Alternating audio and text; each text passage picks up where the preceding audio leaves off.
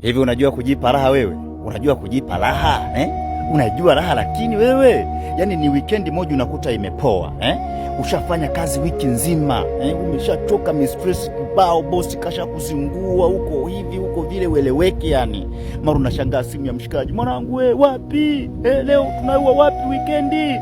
Mwanangu twende sehemu fulani. Mnapanga ba moja ya maana sana, ba kali pale mnasema ngo twende, mnapigiana simu watu 8 6, mnaenda mwanangu twende tinga pale ba fresh.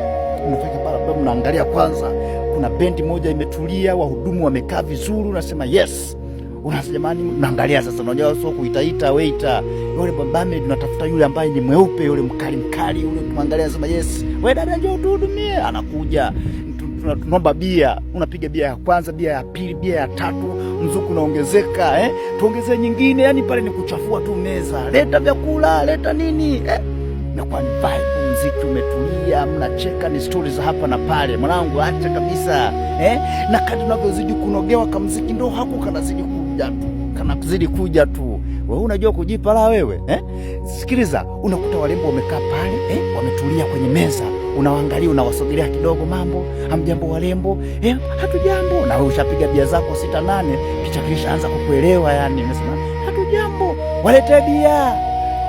Unajua kujipa la wewe, walete bia. Mara hao wanaletewa bia, yule mhuduma umemwomba namba unampa kishilingi 10,000, anambia hiyo keep change. Unajua kujipa la wewe, wezi hizi za wakubwa. Nisikilize sasa, bali uko pale umetulia, mara unakumbuka kumbe kuna mtoto darasa la 7 anamaliza mwaka kesho, ada inakungoja unatulia, unachili kidogo pale, unajisikilizia, mbona unakumbuka kuna nyumba ulishia kujenga msingi ni mwaka wa 7 sasa. Unasema apotelea mbali, niongeze bia nyingine. Wanakuletea nyingine mzee, tena sasa hivi uhitaji vile vibia ambavyo havina pombe kali, wanakuletea yenye pombe kali, konyagi na 40%. Unaipiga, unakumbuka kumbe mke wako yuko hospitalini, amejifungua salama, tena ni mtoto wako wa 4, familia imekuwa na ujali, yani ongeza bia hizo kidogo, unataka kwenda kukojoa, unachelewa kidogo, mara umeshajikojolea, ujali yani, niongeza nyingine. Wanakupiga nyingine mzee, washikaji wanakwambia bangu twende, bangu shazidiwa, twende mwanangu, anambia niache nile raha. Ulipanga kutumia 20,000 lakini bili nakuja 300,000. Akili naanza kusogea, nilipanga nitumie 20,000 lakini nimekula 300,000.